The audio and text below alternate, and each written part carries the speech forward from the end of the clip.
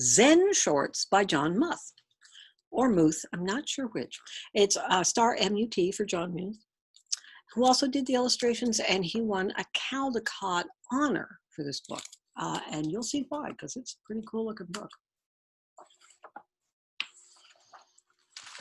Michael, there's a bear outside, said Karl. A what?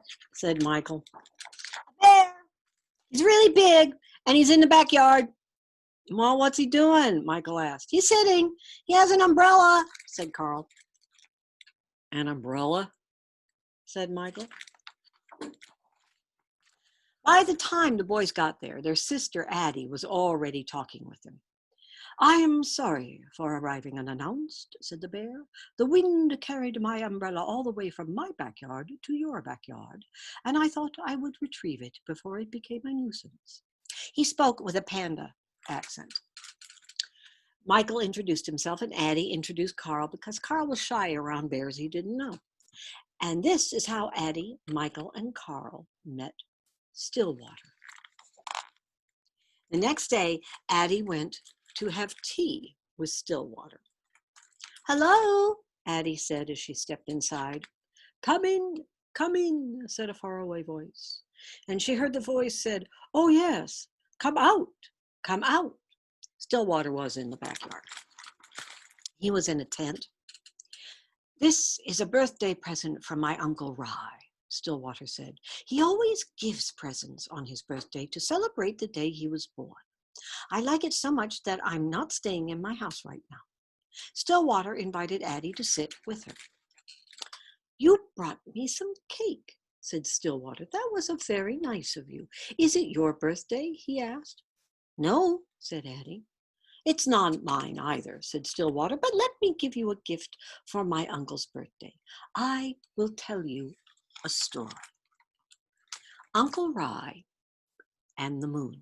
My Uncle Rye lived alone in a small house up in the hills. He didn't own many things. He lived a simple life. One evening, he discovered he had a visitor. A robber had broken into the house and was rummaging through my uncle's few belongings. The robber didn't notice Uncle Rye, and my uncle said, hello, and the robber was so startled he almost fell down. My uncle smiled as the robber shook his hand. Welcome, welcome, how nice of you to visit. The robber opened his mouth to speak, but he couldn't think of anything to say. Because Rye never lets anyone leave empty-handed, he looked around the tiny hut for a gift for the robber, but there was nothing to give. And the robber began to back toward the door. He wanted to leave. At last, Uncle Rye knew what to do. He took off his only robe, which was old and tattered. Here, he said, please take this. The robber thought my uncle was crazy.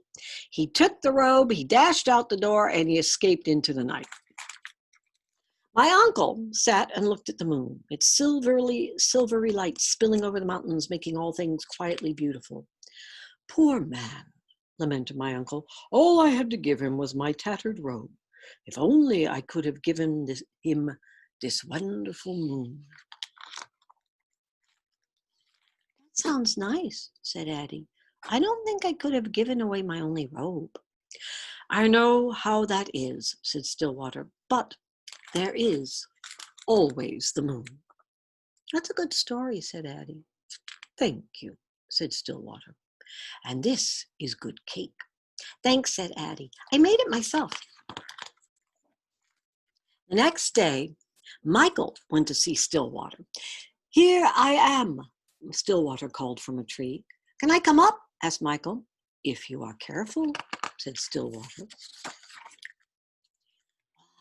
What if we could fly, said Michael. We would cast shadows on the clouds, said Stillwater. But what if we fall, said Michael. If we fall, we might break something, said Stillwater. That would be bad, said Michael. Maybe, said Stillwater. Maybe? Asked Michael. The farmer's luck. There once was an old farmer who worked his crops for many years. One day, his horse ran away.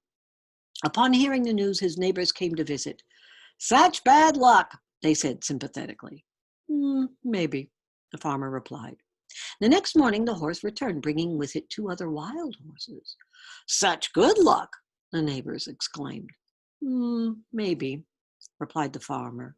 The following day his son tried to ride one of the untamed horses, was thrown off and broke his leg. Again the neighbors came to offer their sympathy on his misfortune. Such bad luck, they said.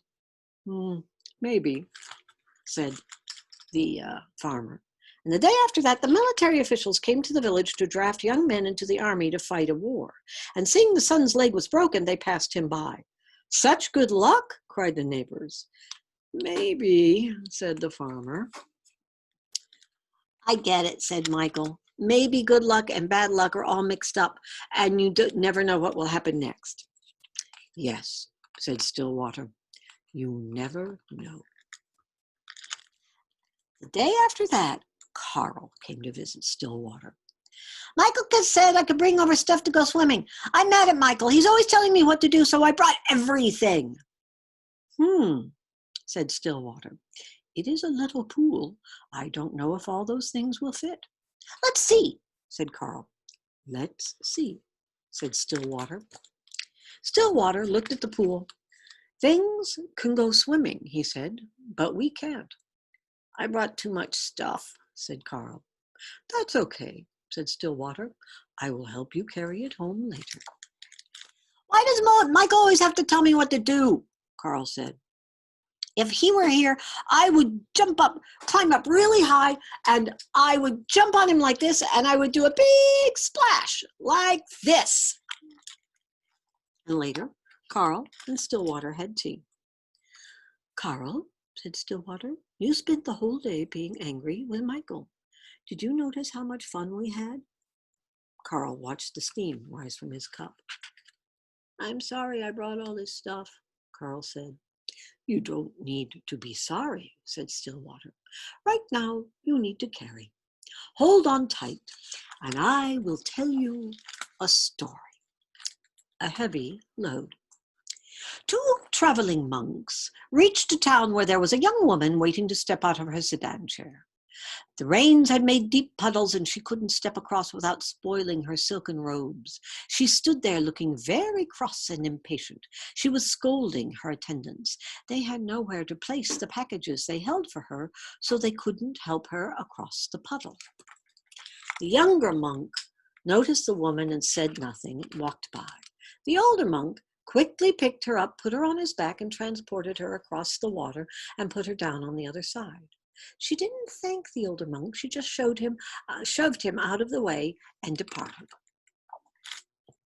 As they continued on their way, the young monk was brooding and preoccupied, and after several hours, unable to hold his silence, he spoke out.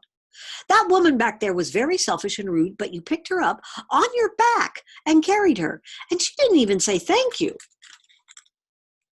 I set the woman down hours ago, the older monk replied.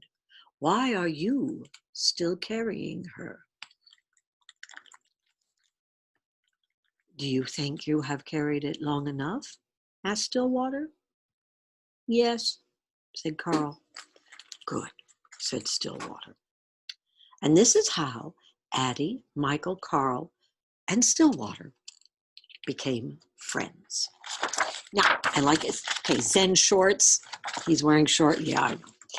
Author's note, what is Zen? Zen is a Japanese word that simply means meditation. In Zen, the teachings of the Buddha have always been passed down from teacher to student. The Buddha's method of meditation is to sit very still, yet remain completely alert, allowing first one thought and then another to rise and pass away, holding on to none of them. When you look into a pool of water, if the water is still, you can see the moon reflected. If the water is agitated, the moon is fragmented and scattered, and it's harder to see the true moon. Our minds are like that. When our minds are agitated, we cannot see the true world. Stillwater's name came from this. His character is partly based on the Zen artist teacher Sengai Gibbon, 1750 to 1838, whose drawings were used as gentle teaching tools. He was known for his humor and unorthodox teaching style. Uncle Rai is based on Ryokan Taigu, 1758 to 1831. He was one of Japan's best-loved poets. Zen shorts are short meditations, ideas to puzzle over, tools which hone out our ability to act with intuition. They have no goal, but they often challenge us to re-examine our habits, desires, concepts, and fears. The stories Uncle Rye and the Moon and A Heavy Load come from Zen Buddhist literature, which has been passed along for centuries. The story of the farmer's luck has roots going back to Taoism, which is several thousand years old. There are many versions of these stories, and I have chosen the ones that I feel speak best to the young audience. Zen Shorts, John Muth. He's got a lot of books. He's really wonderful.